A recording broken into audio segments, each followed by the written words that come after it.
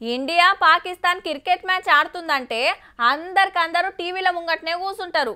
మన బౌలర్లు, బ్యాట్స్మెన్లు, కీపరు, ఫీల్డరే కాదు, టీంలో ఎంతమంది ఉంటారో అందరు ఆటగాళ్లతో పాటు ఎక్స్ట్రా ప్లేయర్ లెవెల్ ఉన్నారో సుతా చెప్తుంటారు.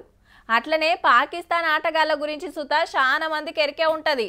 ఇప్పటోళ్ళేమో కానీ జరంత వెనకకు పోతే ఇంజా మామూలకు, ఇమ్రాన్ ఖాన్, షాహిద్ అఫ్రీది, షోయబ్ అఖ్తర్ ఇట్లా తోపు ఆటగాళ్ళు ఉంటుండే అటు దిక్కు కూడా. అట్లా అని ఇప్పుడు చూడబోయేది ఆటల ముచ్చట కాదుల్లో, రాజకీయ చదరంగం ముచ్చట. ఎక్కడిది పాకిస్తాన్ అడియాల జైలు కాడ ఆగమాగం ఉన్నది.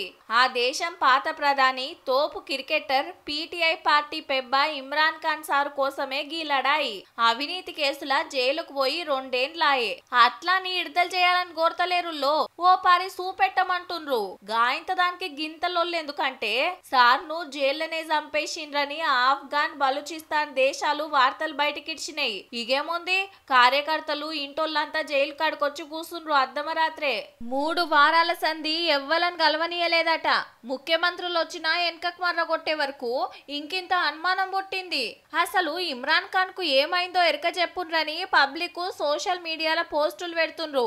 ఇంత పంచాది ముద్రే వరకు సారు మంచిగానే ఉన్నాడు, బయటికంటే మంచి సౌలతులు ఇస్తున్నాం, హైఫై హోటళ్లుండే తిండి పెడుతున్నాం అనుకొచ్చిండ్రు జైలు ఆఫీసర్లు.